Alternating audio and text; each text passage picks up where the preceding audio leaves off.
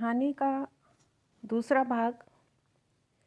रात का खाना खाकर जैसे ही सब हॉल में जमा हुए, एक नया चेहरा उसे दिखाई दिया। वह बस देखता ही रह गया।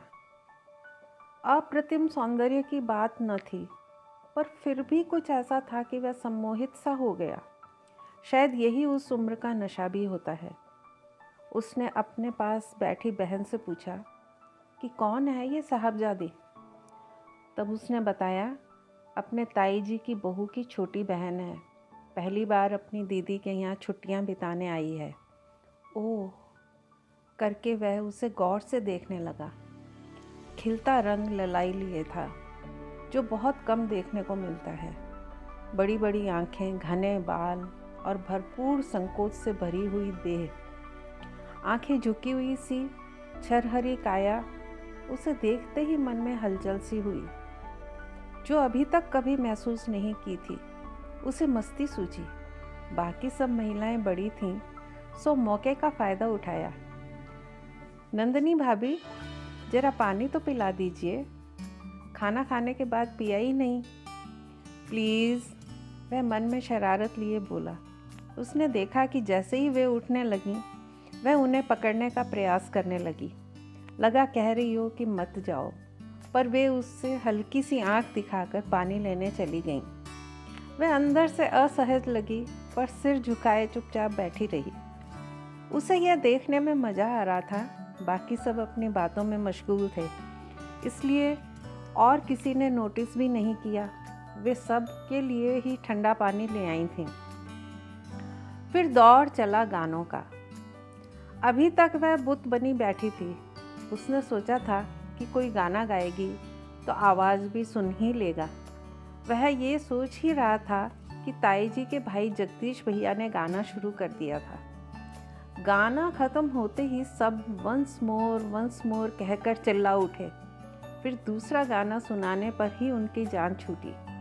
वे बहुत बड़े नहीं थे, इसलिए सब उन्हें मामा की जगह भैया ही कहते थे। उसकी बारी आई तो वह आज रोमांटिक गाना गाने के मूड में हो आया। उसने सबकी नज़र बचाकर उसे देखा और अपने अंदाज में गाने लगा। पहली बार उसने नज़र उठाकर उसकी ओर देखा। उसकी आंखें मिली। आंखों में हल्के संकोच के बावजूद प्रशंसा भी दिखी, यानी कि उसे गाना पसंद आया था। उसको भी वंस मोर के हल्ले में दूसरा गाना गाना ही पड़ा। शायद वह भी यही चाहती थी, पर कहा कुछ नहीं, मगर वह अपनी बोलती आंखों की भाषा न छुपा सकी थी। सब अपने गानों के सुर अलापने में लगे थे और वह उसकी प्रतीक्षा में था कि कब होठ खुलें उसके और कब वह सुने उसको। अंत में नंदिनी भाभी का नंबर आया तो उसकी उम्मीद जगी, पर वे तो 2 लाइन सुनाकर उठ खड़ी हुई। ये क्या, उसके अरमानों पर पानी ही फिर गया। वह धीरे से अपनी छोटी बहन से बोला, ये नई मेहमान नहीं सुनाएंगी कुछ? उसकी बहन ने जवाब में मुंह पर उंगली रखते हुए चुप रहने के लिए कहा। आंखों में प्रश्न था कि तुम्हें क्या पड़ी है।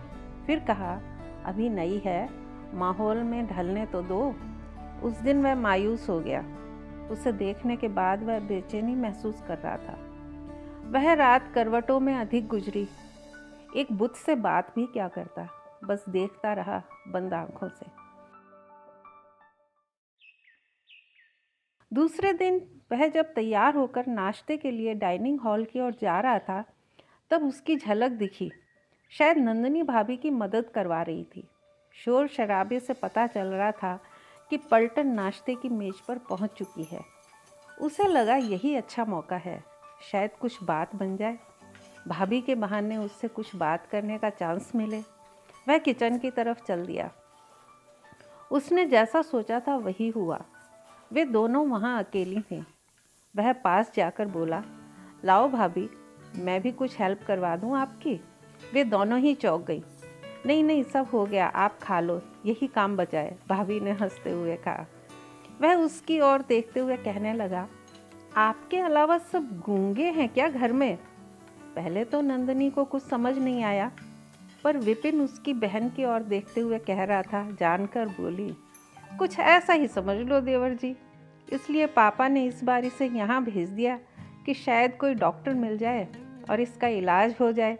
उन्होंने भी उसकी टक्कर का जवाब देते हुए शरारती हंसी से कहा। वे विपिन से बहुत खुली हुई थीं और वह आश्चर्य से दोनों को देख रही थी।